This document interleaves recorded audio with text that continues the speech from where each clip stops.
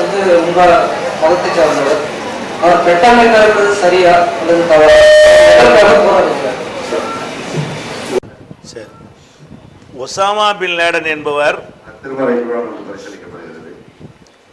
அந்த உலக வர்த்தக மையத்தையும் பெண்டகன் என்ற இராணுவ மையத்தையும் அவர் தாக்கியது சரியா? அவர் எதற்காக போராடுகிறார்னு கேட்குறாங்க. உசாமா பின் லேடனை பொறுத்த வரைக்கும் அவர் பிறப்பால் அவர் ஒரு முஸ்லீம் தான், சவுதியை சேர்ந்த ஒரு முஸ்லீம் குடும்பத்தில் பிறந்தவர் தான். அவர் இஸ்லாம் சொல்லுகிற முறைப்படி இந்த நிலைப்பாட்டில் இருக்கிறாரா? இல்லை. அவர் தொழுகை நோன்பு அதில் வேண்டாம் அவர் முஸ்லீமாக இருக்கலாம். இப்படி செய்து கொண்டிருக்கிற இந்த மாதிரியான காரியங்கள் வந்து இஸ்லாமுக்கு உள்ளதா என்றால் நிச்சயமாக கிடையாது. இது எதனால் இவர் இப்படி ஆனார், இதனுடைய வரலாறை எடுத்துக்கொண்டீர்களே ஆனால் இது அமெரிக்காவுடைய சூழ்ச்சியினாலையும் அமெரிக்காவுடைய சதியினாலையும் அமெரிக்காவுடைய வல்லாண்மையை நிலைநாட்டுவதற்காகவும் அமெரிக்காவால் தயாரிக்கப்பட்டவர் தான் உசாமா பின் லேடன். முதல்ல இது நிறைய பேருக்கு தெரியாது. எப்படி தயாரிக்கப்படுறாரு? அன்றைக்கு வந்து உலகத்தில் 2 வல்லரசு இருந்தது.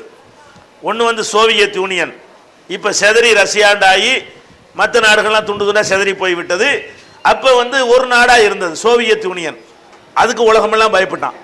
இரண்டாவது அமெரிக்கா, சரிக்கு சரியா நின்றார்கள். 2 வல்லரசுமே என்ன செஞ்சாங்க, உலகத்தில் சமமான வல்லரசாக இருந்தார்கள். அந்த காலத்தில் சோவியத் யூனியன் என்ன பண்றான்னு கேட்டா ஆப்கானிஸ்தானை போய் ஆக்கிரமிக்கிறான். சோவியத் யூனியன் ஆப்கானிஸ்தான் நாட்டை போய் ஆக்கிரமிச்சு அங்க போய் ஒரு பொம்மை, இப்ப அமெரிக்கா ஈராக்கில் பண்ணியிருக்கிறான்ல அந்த மாதிரி பொம்மையாக நஜீபுல்லான்னு ஒரு ஆளை பிடிச்சி அவரை ஜனாதிபதி ஆக்கி முழுக்க முழுக்க அது ரஷ்யாவுடைய சோவியத்துடைய ஆளுகையின் கீழே அந்த நாட்டை கொண்டு வந்து விட்டான்.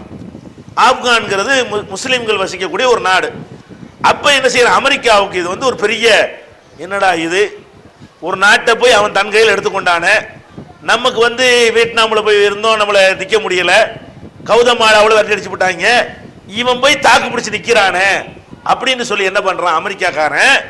அன்றைக்கு இருந்த அமெரிக்க அதிகார வர்க்கம் CIA போன்ற அமைப்புகள் என்ன பண்றாங்கன்னா, இதுக்கு ஒருத்தன் கிடப்பானா அப்படின்னு சொல்லி இந்த உசாமாவை தேடி பிடிக்கிறாங்க. இந்த உசாமாங்கிறவனை கூட்டிட்டு போய் அவனுக்கு எல்லா விதமான பயிற்சியும் அமெரிக்கா கொடுக்குது, ஆயுதம் கொடுக்குது, பணம் கொடுக்குது, வெடிகுண்டு செய்வது எப்படி, விமானத்தை கொண்டு போய் வர்த்தக மையத்தில் மோதுவது எப்படி, எல்லாம் எங்க படிச்ச பாடம் அது? எல்லாம் அமெரிக்கா கொடுத்த பாடம். அமெரிக்காவில் ட்ரைனிங் எடுத்துட்டு வந்து அமெரிக்காவுடைய பணத்தில் அமெரிக்காவுடைய வெப்பன்ஸ்ல அமெரிக்காவுடைய ஆயுதத்தை வைத்துக் கொண்டு இப்ப ரஷ்யாவை எதிர்த்து உள்ள போராடுறாங்க. எங்க ஆப்கானிஸ்தானத்தில் ரஷ்யாக்காரனை ஏத்து நிக்கிறான். எப்படிப்பட்டது? அதாவது ஏவுகணை எல்லாம் ஏவுவதற்கு பெரிய இந்த மாதிரி தளம் இருக்கணுங்க, அப்பதான் ஏவுகணை ஏவ முடியும். அன்றைக்கு அமெரிக்காக்காரன் ஒன்று கண்டுபிடிச்சிருந்தான், தோல்ல மாட்டிக்கிட்ட ஏவுகணை ஏவுறது, மினி ஏவுகணை, மைக்கு அளவு தான் இருக்கும், தோல்ல மாட்டிக்கிட்ட அமுக்குனா ஏவுகணை போய் என்ன செய்யும், அப்படி ஒன்று கண்டுபிடிச்சிருந்தான். அதுதான் அன்னைக்கு நவீன ஆயுதம். அந்த ஆயுதம் உசாமா கையில், அன்றைக்கு உள்ளதுல அதான் நவீன ஆயுதம். இப்பது வந்து பழைய ஆயுதம், அதெல்லாம் தாண்டி வந்துருச்சு டெக்னாலஜி. அப்ப அன்றைக்கு இருந்த ஆயுதத்தில் பெரிய நவீன ஆயுதம் இருந்தவொடனே இது ரஷ்யாக்காரனை எதிர்பார்க்காத ஒரு ஆயுதம். அவன் ஏவுகணா அது உளவு கேமராவில எல்லாம் வராது, தோல்ல மாட்டிக்கிறலாம கேமராவில் வராது. இந்த பில்டிங் அளவு இருந்தா தான் ஒரு எரும மாட்டு அளவுக்கு கேமராவில் தெரியும் உளவு பார்க்கும் போல செயற்கைக்கோள்ல இருந்து. இப்ப தோல்ல மாட்டிருந்தா தெரியுமா? ஏவுகணை இருக்கிற இடமும் தெரியல, அங்கிருந்து ரஷ்ய விமானம் போகுமா, தோல்ல மாட்டி அடிப்பா போய் விமானத்தை தகர்த்துரும் ஏவுகணை. இந்த மாதிரியான ஏவுகணையை வைத்து ரஷ்யாவுடைய படையை நிர்மூலமாக்குறாங்க. யாரு? ஒசாமா பின் லேடனுடைய ஆட்களும் அமெரிக்காவுடைய ஆயுதங்களும். அப்ப அதை உடைச்சு தள்ளி ரஷ்யாக்காரன் விட்டா போதும் நினைச்சிட்டான், ஓடி போயிட்டான். நஜிபுல்லாவை கொண்டாந்து நடு ரோட்ல விட்டு தூக்குல போட்டு இந்த துரோகிக்கு இதுதான் கதின்னு சொல்லி அவன் பணத்தை அடக்காம 7 நாள் போட்டு வச்சிருந்தாங்க. இதெல்லாம் வரலாறு. அப்ப அமெரிக்கா உசாமா பின் லேடன் என்பவன் வந்து அவன் உண்டு வேலை உண்டு, அவன் ஒரு பில்டிங் கான்ட்ராக்டர், அவன் ஒரு ஆர்கிடெக்ட், இயல்புல அவன் பயங்கரவாதி கிடையாது, அவன் ஒரு கட்டிடக்கலை நிபுணன், அவ்வளவுதான். அவனுடைய குடும்பத்தார்கள் தான் இன்னைக்கு வந்து பிரிட்டன்லையும் அமெரிக்காவிலையும் நிறைய கட்டிடங்களை கட்டி ஏஜென்ட் எடுத்து செய்து கொண்டிருக்கிறார்கள், கான்ட்ராக்ட் எடுத்து. அப்படிப்பட்ட ஒரு பொறியாளர் குடும்பத்தில் உள்ளவன் தானே தவிர அவன் வந்து இயல்புலேயே ஒரு பயங்கரவாதி கிடையாது. அவனை ஆக்குனது யாரு? இவங்க தான். ஆக்கின உடனே இவங்க ஆட்சிக்கு இவங்க என்ன செஞ்சாங்க, அவனை விட்டு தாலிபான் படைகளை வைத்துக் கொண்டு ஆப்கானிஸ்தானை கைப்பற்றுறாங்க. ஆப்கானிஸ்தானை கைப்பற்றின பிறகு இவங்க என்ன விதைச்சாங்க? அமெரிக்காக்காரன் இஸ்லாமும் ஜிஹாத் தப்பு தப்பா சொல்லி கொடுத்தானா அது நல்லா மண்டையில் உட்காந்துருச்சு இவனுக்கு. இவன் தானே சொன்னான் அதை எதிர்க்கிற ஜிஹாது புனித போரு, இதான் உங்க மார்க்கத்தில் சொல்லப்படுதுன்னு சொல்லி அமெரிக்காக்காரன் இவனுக்கு இஸ்லாத்தை சொல்லி கொடுக்குறான். யாருக்கு? உசாமாவுக்கு. அந்த தவறான இஸ்லாம் அவன் மனசுல உட்கார்ந்துருச்சு.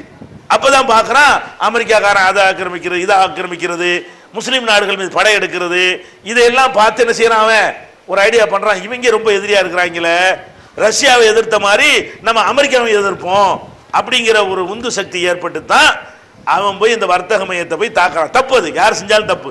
அப்பாவிகளை தாக்குவதற்கு, பொதுமக்களை தாக்குவதற்கு இவனை மாதிரியான ஒரு குழுக்களுக்கெல்லாம் அதிகாரம் கிடையாது, செய்யக்கூடாது. அப்ப அது உசாமா பின் லாடனை உருவாக்கி விட்ட காரணத்தினால் உருவாக்கியவர்கள் அதனுடைய வினை விதைத்தவன் வினை அறுப்பான்னு சொல்லுவாங்க இல்லையா? வினை விதைச்சு வினை அறுத்தாங்களே தவிர இது அமெரிக்க தயாரிப்பு. இந்த ஜிஹாது புனித போர் என்பதெல்லாம் அமெரிக்காக்காரன் விதைத்து முஸ்லிம்களை இப்படி ஒரு கலர் கொடுப்பதற்காக செஞ்ச வேலை. அதுக்கு உசாமா மாதிரி சில ஆட்கள் பலியாகி விட்டார்கள். இன்னைக்கு மீள முடியாத நிலையில அதான் சரிங்கிற நிலைப்பாட்டில் இருந்து கொண்டு அதே மாதிரி காரியத்தை தொடர்ந்து கொண்டிருக்கிறார்கள். இதுக்கு இஸ்லாத்துக்கு சம்பந்தம் கிடையாது.